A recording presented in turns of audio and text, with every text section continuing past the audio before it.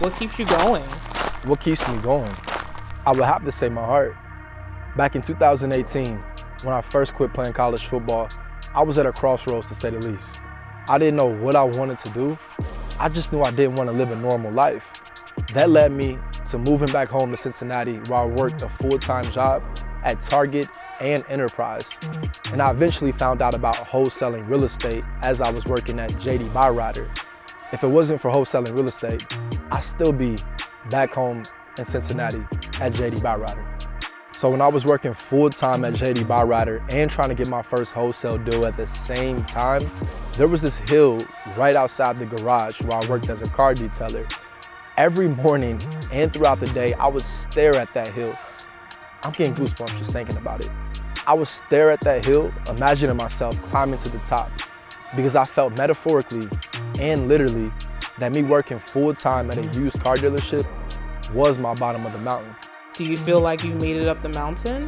Well, I'll tell you this, after 9 months of consistent effort, I finally closed that first wholesale deal and I received $4,000. The very next day I quit my job at the car dealership. That day was February 6th, 2019. At that moment, it felt like I just summited Mount Everest. So now that you're at the top of the mountain, does your heart still keep you going?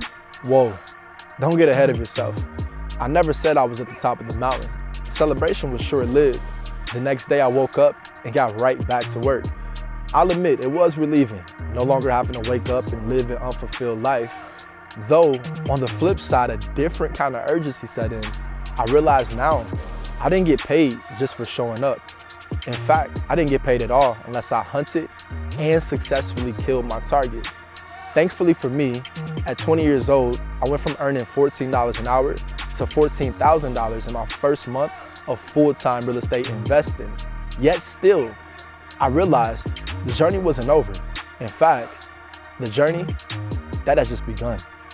Okay, so if your journey began 2.5 years ago, where do you see yourself now? Are you at least approaching the peak? You're asking some great questions. See, what I found out then is what I live by today. And that is, your journey is your destination. Therefore, by fully embracing each step on your journey, then you've already reached your peak. This may be contrary to what you're used to hearing. You may be used to the idea of an end destination or a final resting place where we live happily ever after. Our society is plagued with this false narrative. Just look at the general consensus of retirement. The idea is that we retire at 67 years old after working and saving our entire lives, all to do nothing, to relax all day and do nothing.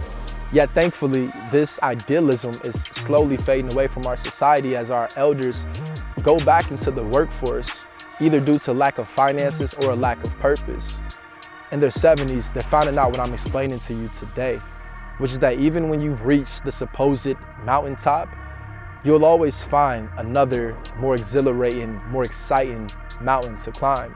So instead of waiting until you're 67, or instead of waiting at all, just realize that the next step you take is your utopia. This sounds exhausting. You're suggesting the best way to feel joyful and successful is to never stop being productive.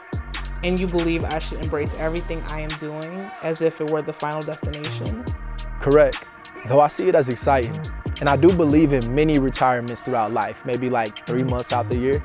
Okay, but how have you maintained your excitement and energy over the course of almost 3 years of full-time entrepreneurship? I would have to say 100% through the use of my intangibles. Your intangibles? Indeed, your life. Your journey of success, it's a business. And just like any other business, the use of your intangible assets are essential for its growth.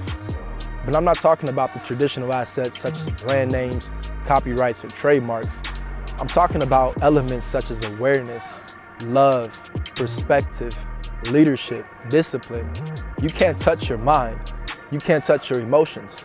You can't touch the intangibles.